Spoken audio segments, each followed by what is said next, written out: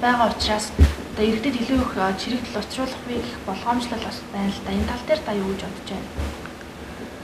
Энэ бол их хялбархан зүйл юм байна. Юу 9 сарын 11-нд алдарт Нью-Йорк хотод терроризмын халдлага болсон шүү дээ, тийм ээ. 2001 оны 9 сарын 11-нд.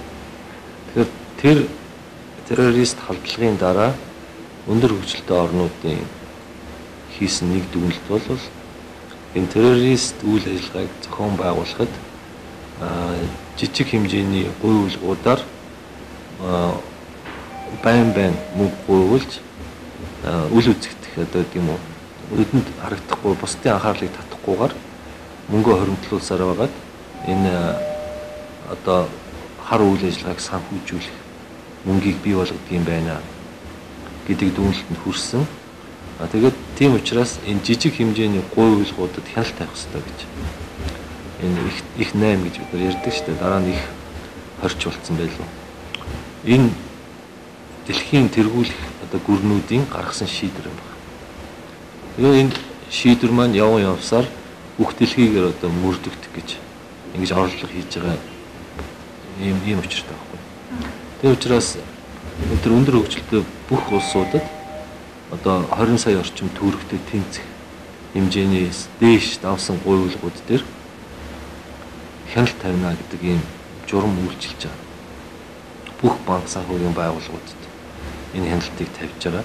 Энэ хяналтаас гадуур үлдсэн банк санхүүгийн байгууллага, улс орон эсвэл одоо татгалздаг энийг одоо эсэргүүцдэг банк санхүүгийн байгууллага, улс орон байх юм бол тэдгээр банк орнуудтай бол харилцахгүй гэж нөгөө өндөр хөгжилтэй орнуудын засгийн газар банк санхүүгийн байгууллагууд тийм байр суурь эзэлж байгаа.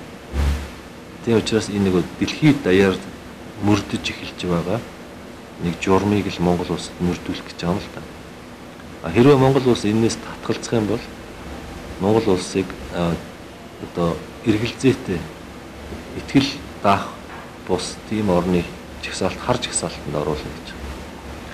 Хэрвээ хар жагсаалтанд орох юм бол эхний сөрөг үр дагавар бол Монгол улсын банк санхүүгийн байгууллагуудтай гадаадын банкуд харилцаагаа таслана гэж. Тэгэхээр Монгол улсаас гадаад улсад хийх мөнгөн гуйвуулга гадаад худалдааг санхүүжүүлэх энэ үйл ажиллагаа бол зогсох аюултай л байна.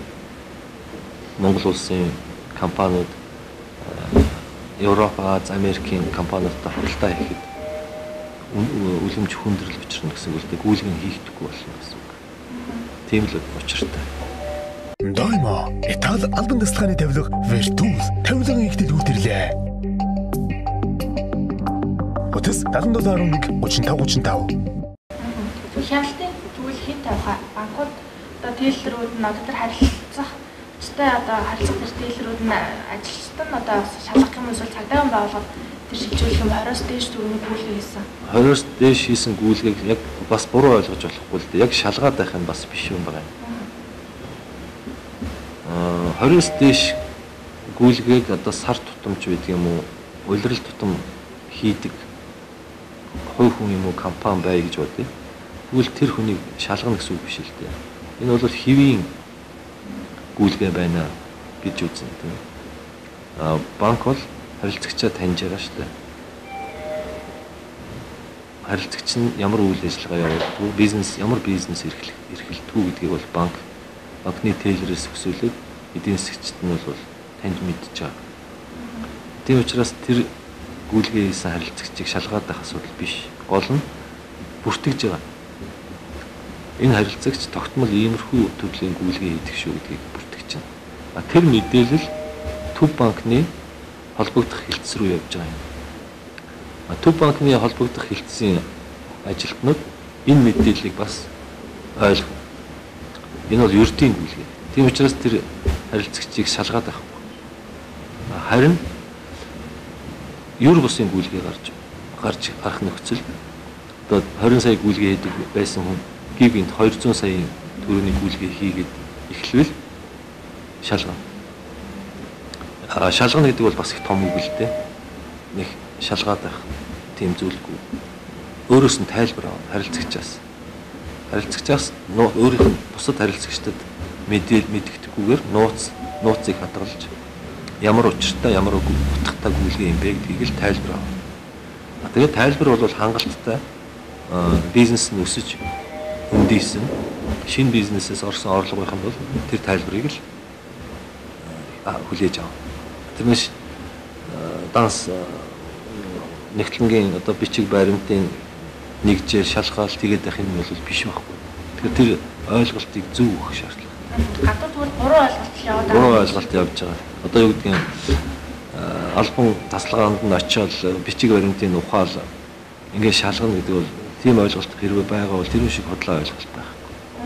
Бас 20-с дээш сайн төрлийн гүйлгээ болгоныг ингээд шалгаал ингээд ямар их хүсвэрээр одоо энэ бүрэнгийг ингээд гүйлгээ хийж байгаа яаж бүх хотын хүсвэрийг нь шалгана гэсэн ойлголт гадуур бас байгаад ах шүү. Тэр бол бүр хэтрүүлч гэсэн байна л да.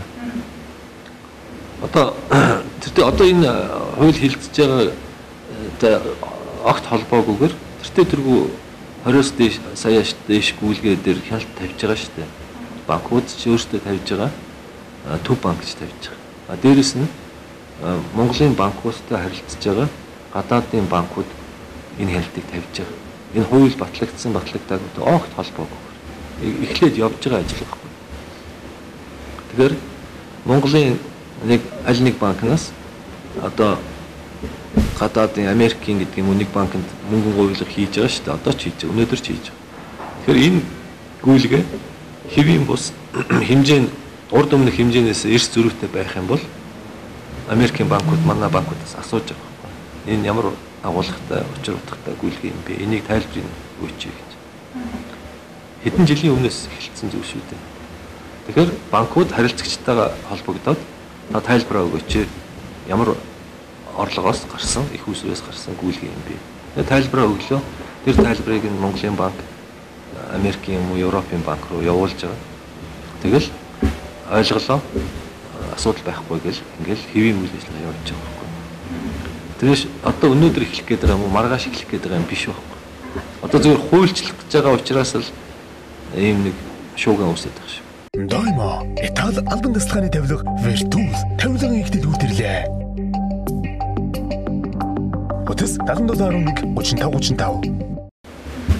Үнтэй холбоотойгоо бас 20-с дээш сайт бүрийн гүйлгээ хийсэн ч түүнийхээ хүсвэрийг одоо нотолж чадахгүй бол тухайн бизнес эрхлэгч аж ахуй байгууллага иргэн хийнж бай одоо барьж хорин гэсэн зүйл заалт байгаа. Энд дээр одоо магалтаад байгаа л да. Энэ тал дээр та юу тэрнийг би бол буруу зүйл гэж бодож байна л да.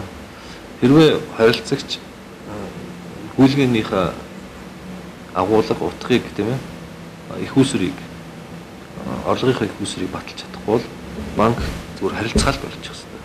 Тэр иргэнтэй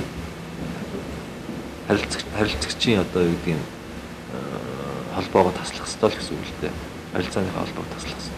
Тэрнээс тэр хүний муугийн эзэг гээд батлаагүй зүйл дээр хийсвэр бодлоор зэрэг цагдаа болох мөшгөж мөрдөх ажиллагааг бол явуулах ёсгүй л. Тэр бол тусдаа гэсэн.